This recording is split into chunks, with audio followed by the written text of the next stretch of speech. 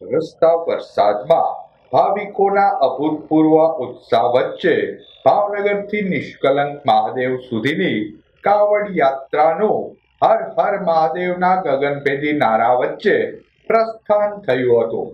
શહેરના જશોનાથ મહાદેવ મંદિરે પૂજ્ય સંતો મહંતોની ઉપસ્થિતિમાં કાવડ યાત્રાનો પ્રસ્થાન સમારોહ યોજાયો હતો.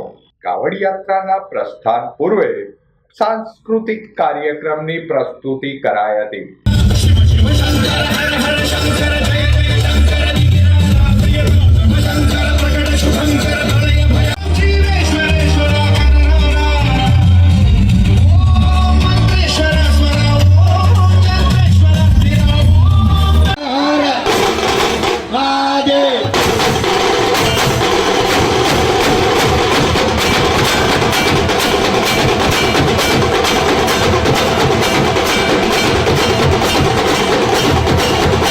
હર હર મહાદેવના ગગનભેદી નારા વચ્ચે કાવડ યાત્રાનું પ્રસ્થાન થયું હતું.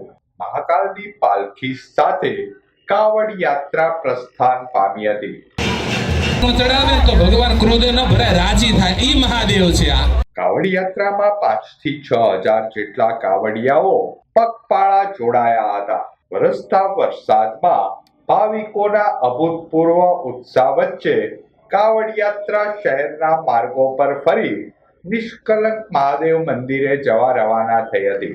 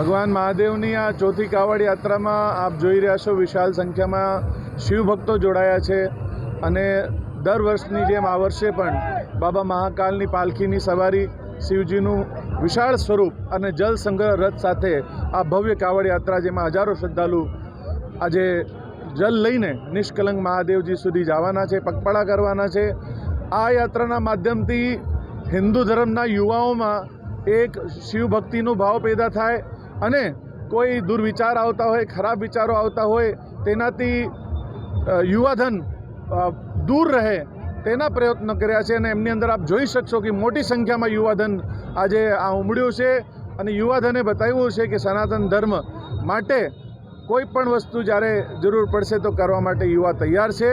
અને આ કાવડ યાત્રા એક વિશાળ કાવડ યાત્રા જે નગરના તમામ લોકોને દર્શન આપવા માટે બાબા મહાકાલ પણ નીકળ્યા છે. જે યાત્રામાં અમારી સાથે ભાવનગર શહેરના તમામ રાજકીય સામાજિક આગેવાનો અને જે યુવાધન છે, જેને રોલ મોડલ ગણી શકીએ ભાવનગર, એના તમામ યુવાઓ પણ એક લોકોને પ્રેરણા આપી છે કે સનાતન ધર્મ સાથે, મહાદેવની ભક્તિ સાથે જોડાવવું જોઈએ. મારી સાથે અમારા યુવા આપ જોઈ રહ્યા છો તમામ મિત્રો, અને ખૂબ સારી રીતે ભગવાનની સેવા કરવા માટે આજે માર્ગ પર નીકળ્યા છે.